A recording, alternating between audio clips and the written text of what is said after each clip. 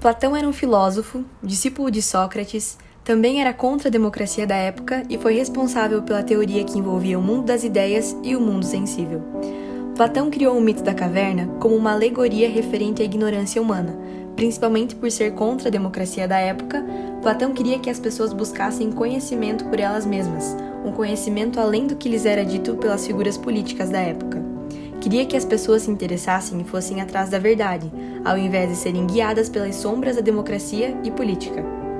O que Platão quis dizer com essa metáfora é que a humanidade é cegada pela visão de um grupo dominante. Por exemplo, quando alguém taxa algo como errado, sendo essa pessoa com maior poder, é nisso que o restante acredita.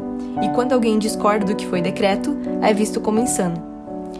Para Platão, a caverna simbolizava o mundo onde todos os seres humanos vivem.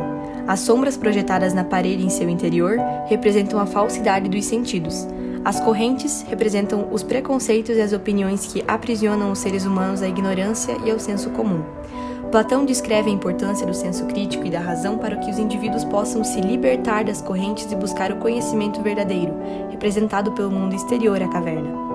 O que torna o mito da caverna interessante é que ele continua se mantendo atual e realista mesmo com o passar do tempo. Ele ainda faz referências a Sócrates, que, assim como o ex-prisioneiro, foi acusado injustamente por tentar fazer as pessoas enxergarem além do que elas conseguem imaginar.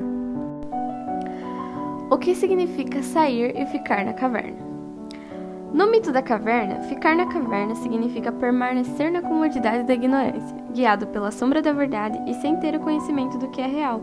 Enquanto sair da caverna significa buscar o conhecimento verdadeiro e se interessar pela verdade. A luz do sol, que chega quase a cegar o prisioneiro. Agora livre significa conhecimento verdadeiro.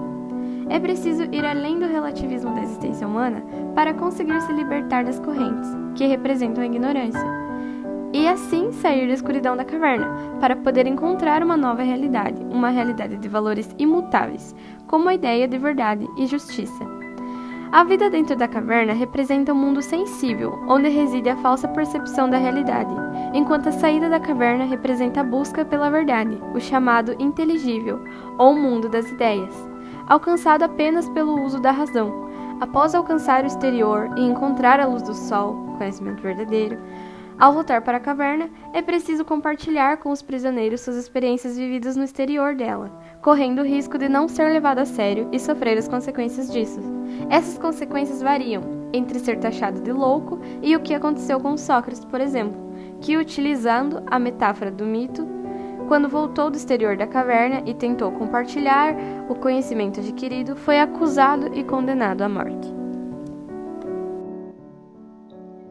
Aplicação do mito no tema igrejas e religião. Podemos relacionar, de certa forma, o mito da caverna à igreja e religião. O que podemos observar é que vemos isso na nossa atualidade. Assim como a situação que Platão explica, o preconceito também ocorre referente às religiões. O julgamento por não aceitar alguém pela sua crença é muito comum nos dias de hoje, pois algumas pessoas estão tão cegadas pela ciência e não conseguem e nem tentam entender e conhecer as diversidades de religiões, esquecendo que o mínimo a se manter é o respeito ao próximo. O que nos conecta novamente com a metáfora de Platão, o sair da caverna, a ignorância humana. Infelizmente, o preconceito e a ignorância permanecem presentes nos dias atuais, causando atritos e desavenças devido a quem não busca aprimorar o seu conhecimento. Podemos também aplicar o mito da caverna nesse assunto quando falamos sobre igrejas corruptas, que utilizam da religião e do fanatismo dos fiéis para tirar a vantagem deles, utilizando da religião como forma de ganhar dinheiro ou de plantar conceitos e ideias preconceituosas na cabeça dos seguidores de tal religião, nos fazendo acreditar que a verdade é aquela que eles, pregadores mal intencionados, pregam, e nenhuma além dessa, fazendo assim os fiéis viverem nessa bolha de manipulação, por amarem sua religião e acreditarem nessas pessoas que se dizem mensageiros religiosos, quando são apenas pastores, padres e semelhantes corruptos. Claro que essa situação não se aplica a todas as igrejas, mas ainda existem sim aquelas que usam da fé das pessoas como uma fonte de dinheiro, ou como uma forma de criar uma distopia baseada em preconceitos e interpretações mal intencionadas daquilo que determinada religião prega, fechando a mente dos fiéis. E para concluir, também podemos aplicar o mito ao caso de pessoas que vivem da religião e da igreja e se privam do resto do mundo. Essas pessoas, geralmente, são as mesmas que vivem na bolha de manipulação de igrejas mal intencionadas.